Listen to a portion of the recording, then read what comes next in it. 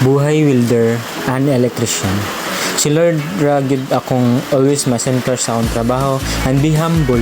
Ako dahil si Luis P. Jinkenko Jr. nag-aaral sa Vineyard International Polytechnic College, 20 years old.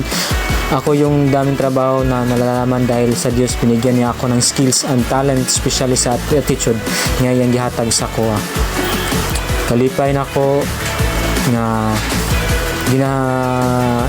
giluwas ko sa Ginoo and gi-accept na ko siya manluluwas personally tungod kay nakita na ko, nakafocus ko sa mga maayong butang sa Ginoo na may maaging mga pagsulay sa kuha sa test na pud na sa kuha kung sa ko kalig-on nagpangalagad sa Ginoo karon nagpadayon pagpangalagad sa Ginoo tungod kay nakita na ko ang kamaayo sa Ginoo ug bisan unsa nga mapagsulay nga mabot sa akong kinabuhi nagid si Lord and dili ko nabiyaan and gi-bless ko niya pud sa akong pag-eskwela da kay hapit na pud ko